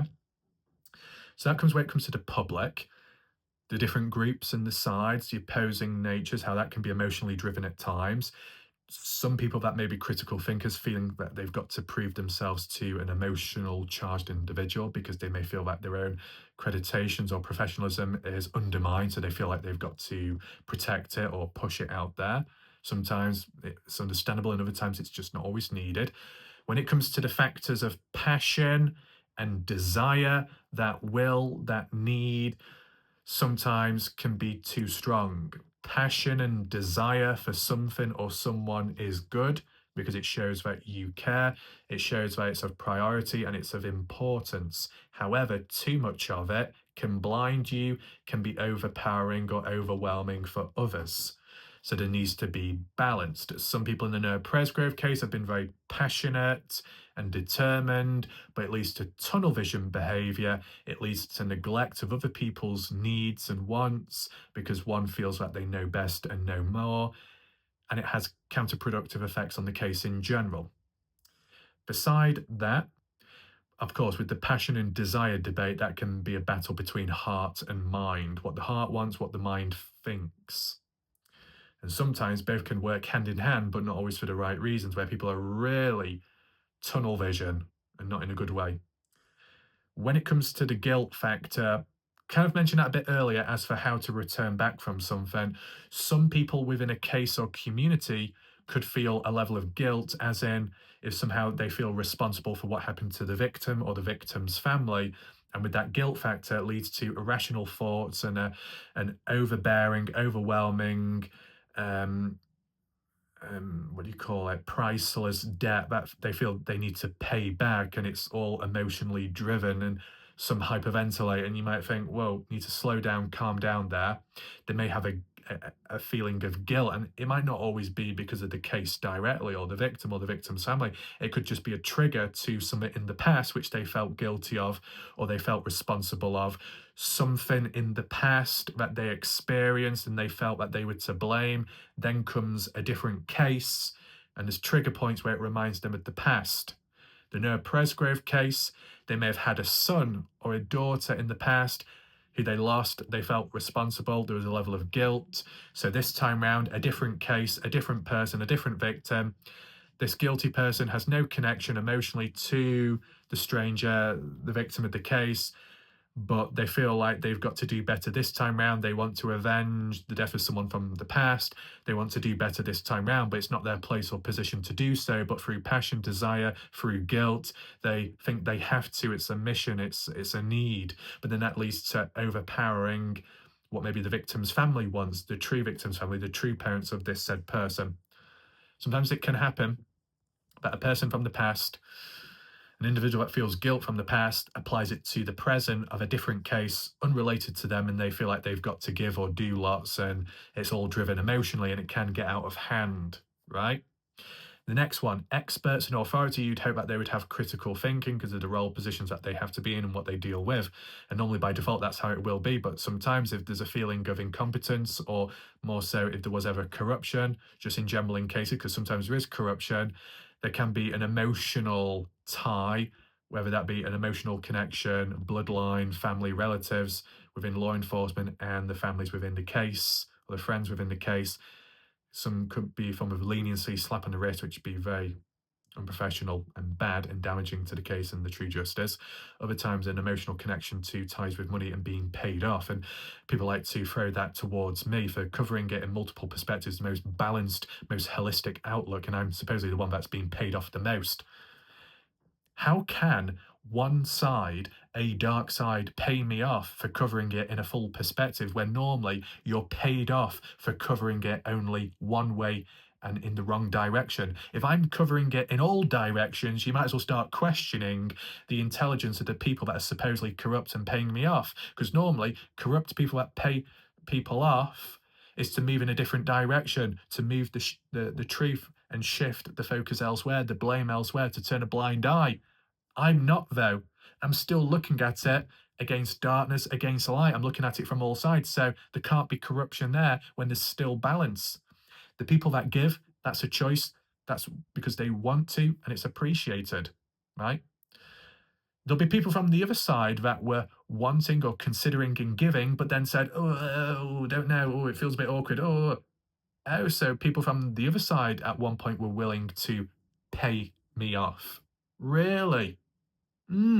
People like to say that the dark side is paying warlike wrath off, and yet there was a time where there was considerations based on the communication and the attitude of others. Ever since, it's understandable for people now of other sides to interpret it as, oh, so the light side, or some, considered paying warlike wrath off. People give because they want to show support, or just because they appreciate the content or the distractions. It's not all through this case. It can be through random videos as well. What people don't understand, when people say, oh, being paid off, there was a time where people gave super chats messing about as a means of, and I made it up myself just lightheartedly, that if you gave a $10 super chat, I will whip myself 10 times. If you give me a 99-cent super chat, I will do it 99 times. And I did. It was an interactional thing, controlled, of course. I'm a professional when it comes to the whips. I'm a professional whip artist, if you didn't know. But, if you look back historically at previous videos, it's all there, right? Different areas, different levels of interaction, and nothing to do with the Presgrove case, even though some people like to make it all about themselves and so on, as we've seen. So with that in mind, when it comes to roles and advocates, not advocates for avocados, not advocates for shiny dresses, not advocates for Jack Tim Daniels, no, advocates for the Presgrove case. The thing is, people can be put or turn into an emotional mess or become emotionally driven, and the critical thinking is thrown out the window the moment they're given a role. They become an advocate. A responsibility is added on to them by themselves, self-appointed, by someone else in a case, a community, a Facebook page, a moderator role, whatever it is. They feel a sense of belonging, they feel a sense of purpose, they feel a sense of duty and responsibility. So they've got to act accordingly, but sometimes maybe they try and give it their all because of their passion and desire. That's a factor, a recipe for disaster. Or the pressure and guilt of if they don't do enough or they don't feel like they're doing enough, they push harder, thinking they're doing better, but actually they're making the situation worse. Just like I said earlier, you may care about something, you may be in a certain position of power or responsibility, but you've got to handle it accordingly. You want to try and help someone or pull someone out of a dark patch. You give too much, you go too far in, you scare them away. You feel like you're doing good, you mean right, but to them it comes across, because they're in a difficult place, as either suffocation or it's too much in that moment, too much to process, too much to handle. That's understandable. So, just like with a role, an advocate spot, there's only so much that you can do and should do, because if you go beyond that with the emotional behavior driven behind it, it can get out of control. And whether that be caused direct or indirect, we've seen advocates that have been dangerous. Melissa LeQuay, member of the general public, an advocate for Noah Presgrove, had their own issues. Any pressure of the Noah Presgrove case emotionally could have overdriven that. A turning point, who knows? They ended up trying to run over two households, damaged grass property, tried running people off the highway in cars, dangerous driving, and grabbing an officer's testicles. I don't know if it was both pairs or just one, but still grabbed them and fought back, assault. Not good luck for someone that claims to be an advocate for Noah Presgrove, in which some believe that Noah Presgrove was beaten up, and then you've got an advocate beating up someone else in real life. Hypocrite. And that's why I refer back to the importance of some people that have a criminal past or a criminal future, and some of the laws and crimes that they break, the themes and factors match the same themes and factors what they believe happened to Noah Presgrove. Normally, when you don't like something, you don't become it, you don't do it yourself. If you think something happened to Noah under those circumstances, you would want to be a better person for Noah as an advocate and not do the same things to someone else. And that's what people have done with their criminal past. They're a hypocrite. They're not in a position to be talking. So that's ended up going wrong. Then in terms of the other people, the family and the victim's friends can be emotionally driven there, but it is understandable. Can it harm the case? Yes, it can at times, with being too boisterous, or, Dylan Round's case, it kind of benefited us, but it might have impacted the case or slowed it down a little bit, or caused the LE to protest, Box Elder, at times. When it felt like not much was being done or things weren't proactive enough, the victim's family, the mother, ended up speaking out, calling the LE out and revealing certain information that they were told by police, and revealing it public when maybe it should have been kept private. We learned, we benefited, maybe other people didn't. Maybe the case was slowed down just a little bit, or the LE were awkward in response. But you can understand, high pressure situation, high tension, highly emotional. It's understandable. Mistakes can be made under those circumstances because they're directly involved in the case. They can't be perfect. They're not perfect. They're not expected to be perfect. Anyone struggling in a strain, in a dark place, they can't be expected to be fine or to do everything right. They can't be expected to be perfect. During those moments, it's moments of imperfection, and that's just how it is. You can't force it to be any different.